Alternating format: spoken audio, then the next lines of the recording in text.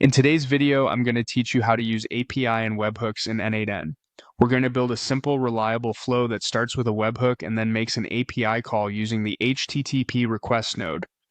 If you're new to N8N, a webhook is just a unique URL that accepts incoming requests and triggers your workflow.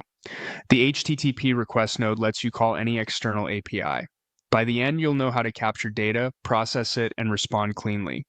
Start by opening your N8N workspace and heading to the Workflows area. Create a new workflow so we're working in a clean canvas. It's a good habit to give your workflow a clear name right away so you can find it later. On the canvas, use the plus button to add your first node. Search for webhook and select it. This node receives incoming data from another system and kicks everything off.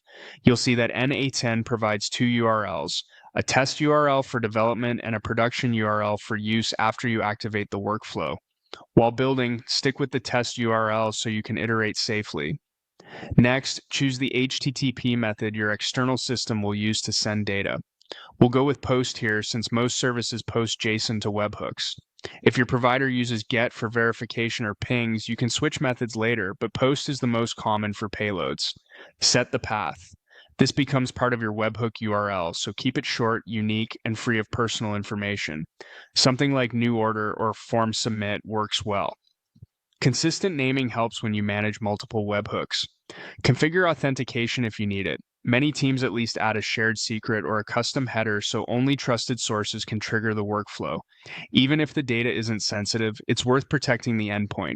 If your provider supports signing requests, you can verify the signature downstream. Now decide how you want the webhook to respond. During testing, it's helpful to return a quick success message, like a 200 status with a short confirmation. If your downstream steps take time, you can still acknowledge receipt immediately and process the rest asynchronously. Open the options to fine-tune behavior. This is where you can control things like response data, binary handling, or parsing. If you know you'll receive JSON, make sure parsing is enabled so you can map fields easily later. Click Listen for Test Event. N8N is now waiting for an incoming request on the test URL. Send a sample post from your app or a tool like Postman.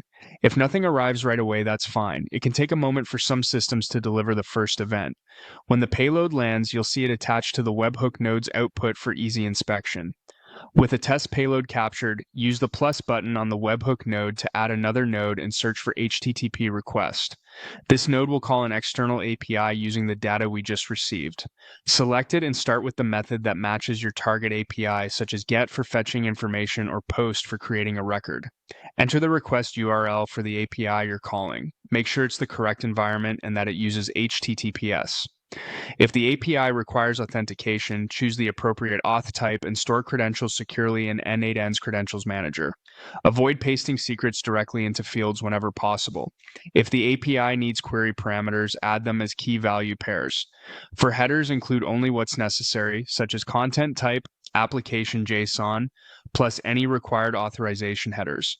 When sending a request body, select the right format and map fields from the webhook's data.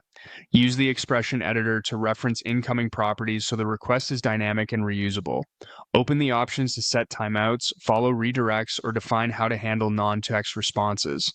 A slightly longer timeout can help when the external service is slow, and enabling full response data makes debugging easier. When everything looks good, click Execute Node or Execute Data to run the flow with your captured test payload. Check the output panel to confirm the API call worked and that the response looks as expected. If you get errors, double-check the URL, authentication, and the body or headers. Once your tests pass, save the workflow. You can later activate it and switch to the production webhook URL so real events trigger it automatically. That's it. You've set up a webhook trigger and an HTTP API call in N8N, ready to integrate with the services you use every day.